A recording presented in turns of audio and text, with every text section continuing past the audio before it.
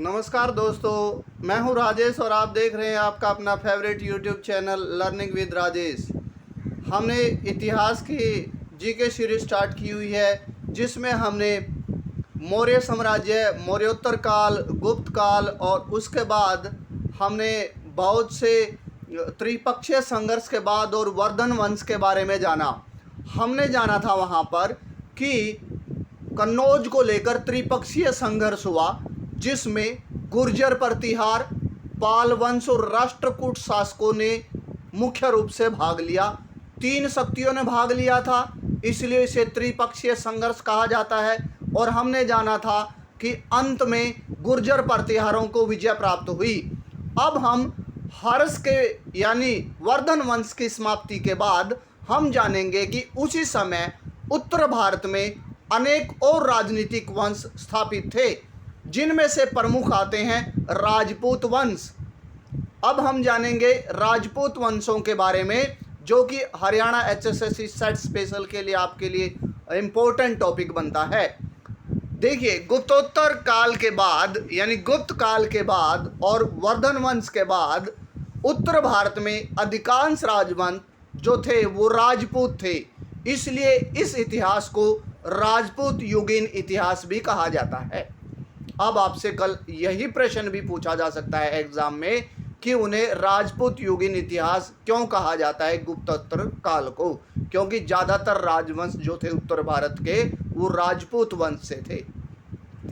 उसके बाद चंद्रबरदाई, जो कि कई बार HSSC एग्जाम में मैंने पाया है सीधा स्टैटिक जीके से क्वेश्चन आ जाता है कि चंद्रबरदाई ने कौन सी रचना लिखी है, तो आप बताएंगे पृथ्वीराज रासो उनकी रचना है।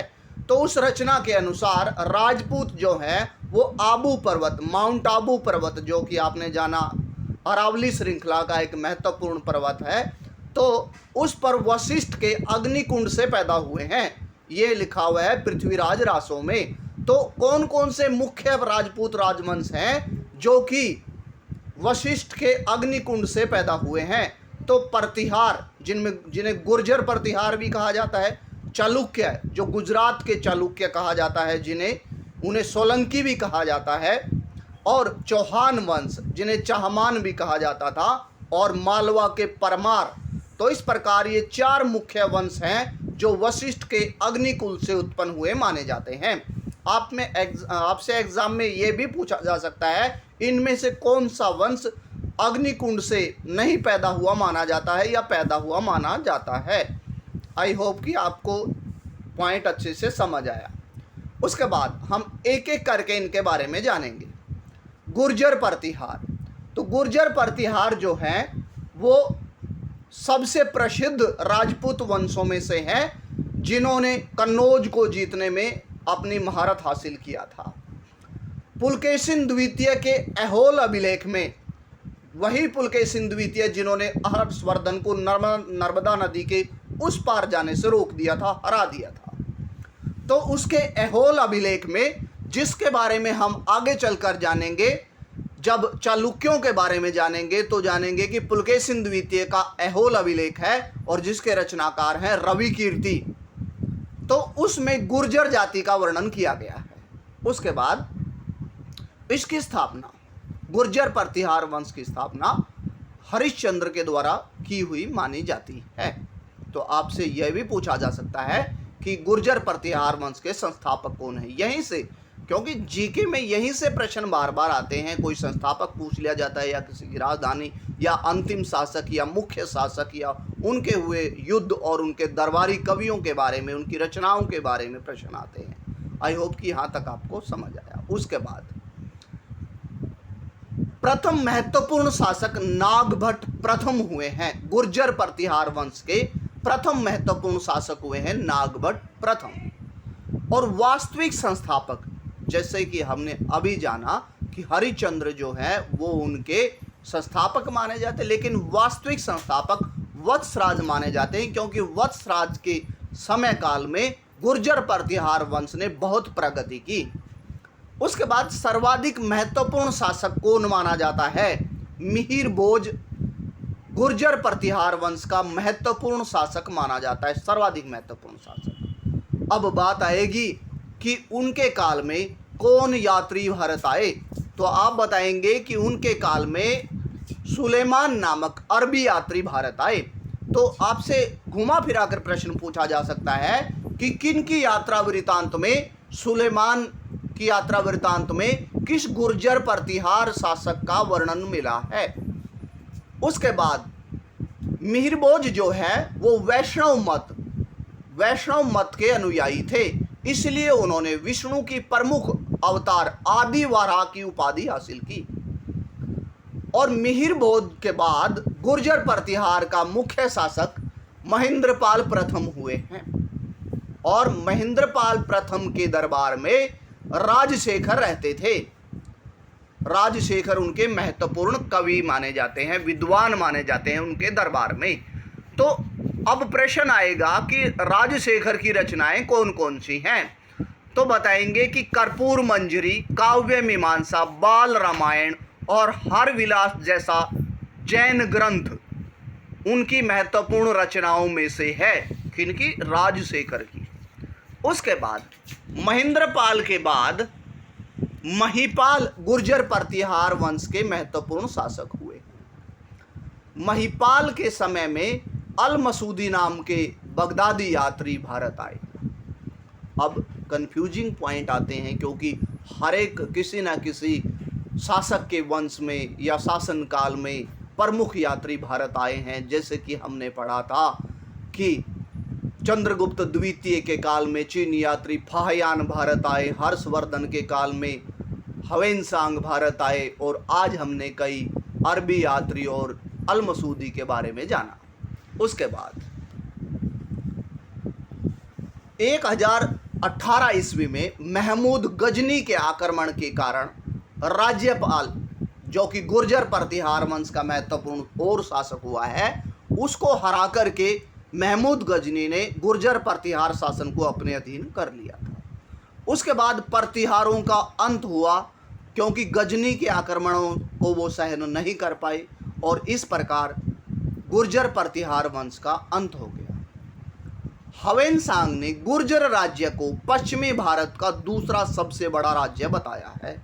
अब ये भी वेरी वेरी इंपॉर्टेंट पॉइंट बन जाता है, आपसे पूछा जाएगा कि चीनी यात्री ह्वेनसांग के अनुसार किस राज्य को, किस राजपूत राज्य को उत्तर भारत का दूसरा सबसे बड़ा राज्य बताया गया है। उसके बाद एक और महत्वपूर्ण विशेषता जिसके बारे में आज हम जानेंगे कि उनके पास यानी गुर्जर प्रतिहारों के पास सर्वोत्तम अश्वरोही सैनिक थे, अश्वरोही सैनिक। इसकी वजह से उन्होंने कन्नौज का त्रिपक्षीय संघर्ष जीत लिया था। अब दूसरे और महत्वपूर्ण राजपूत वंश चौहान वंश के बारे में हम जानेंगे, जहां से HSSC, SSC, रेलवे किसी प्रकार का भी एग्जाम हो बार बार प्रश्न पूछा जाता है। अब सबसे पहले हम जानेंगे कि चौहान वंश के संस्थापक वासुदेव हुए हैं, और चौहान वंश की राजधानी अहिछत्र हुई है। तो चौहान वंश के उसके बाद यानी वासुदेव के बाद महत्वपूर्ण शासक हुए हैं अजय राज। अजय राज ने अजमेर नामक नगर की स्थापना की और उसे अपनी राजधानी बनाया। हमने जाना उससे पहले उनकी राजधानी अहिछत्र थी, चौहान वंश की। अजय राज के बाद चौहान वंश का शासक अर्णोराज हुए हैं, और उसके बाद विग्रहराज चतुर्थ हुए हैं, जो कि चौहान वंश के सर्वाधिक शक्तिशाली शासक माने गए हैं। अब आपसे एग्जाम में प्रश्न पूछा जाएगा कि चौहान वंश के सर्वाधिक शक्तिशाली शासक किन्हें माना जाता है, आप बताएंगे विग्रहराज चतुर्थ को माना जाता है। तो विग्रहराज चतुर्थ जो थे वो एक लेखक भी थे, जिन्होंने हरिकेली नामक संस्कृत नाटक लिखा है। एग्जाम में प्रश्न पूछा जाएगा कि विग्रहराज चतुर्थ के द्वारा लिखा गया नाटक इनमें से कौन सा है, नागानंद, रत्नावली या हरिकेली, या इनमें से कोई नहीं, तो आप बताएंगे कि हरिकेली। बाकी दो आपने जाना कि वो हर्ष के द्वारा लिखे गए नाटक हैं। उसके बाद सोमदेव उनके दरबारी विद्वान थे। दरबारी विद्वान जो थे किसके? विग्रहराज चतुर्थ के दरबारी विद्वान जो थे वो ललित विग्रहराज उन्होंने एक रचना लिखी है। सोमदेव उनके दरबारी विद्वान थे और उन्होंने ललित विग्रहराज नामक एक रचना लिखी है। अब आपसे एग्जाम में प्रश्न पूछा जाएगा कि विग्रहराज चतुर्थ के दरबारी विद्वान सोमदेव की इनमें से कौन सी कृति है? आप बताएंगे ललित विग्रहराज उनकी कृति है। उसके बाद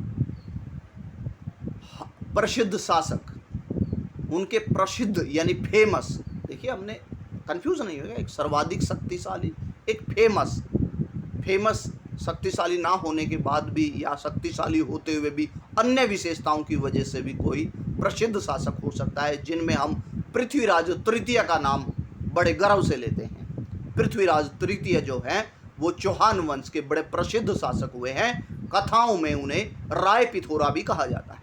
अब यहाँ से भी वेरी वेरी इंपॉर्टेंट क्वेश्चन बार बार आता है। उसके बाद 1186 में गुजरात के चालुक्य, जिन्हें सोलंकी भी कहा जाता है, और ये चालुक्य भी वशिष्ठ के अग्निकुंड से पैदा हुए माने जाते हैं, तो उनके साथ उन्होंने पृथ्वीराज तृतीय ने भीम द्वितीय के साथ युद्ध किया और 1191 में उनका महत्वपूर्ण युद्ध माना जाता है, तराइन का पहला युद्ध, जिनमें पृथ्वीराज तृतीय ने मोहम्मद गोरी को हरा दिया था और पृथ्वीराज तृतीय विजयी हो गए थे।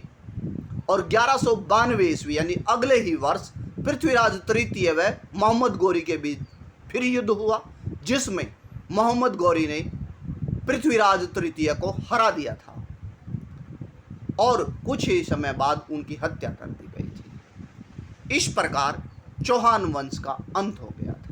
उसके बाद उनके राज्य कवि, पृथ्वीराज तृतीय के राज्य कवि कौन हैं? तो राज्य कवि चंद्रवरदायी हैं, जिसके बारे में हमने जाना कि उनकी रचना पृथ्वीराज रासो है। अब ये तो रिपीटेड क्वेश्चन है, बार बार आता है।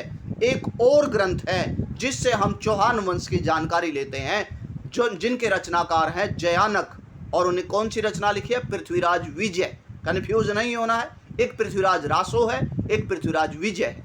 और उसके बाद जयचंद्र और एक रचनाकार हुए हैं चौहान वंश के, जिन्होंने हमीर महाकाव्य लिखा है। इससे भी राजपूत वंशों की जानकारी मिलती है।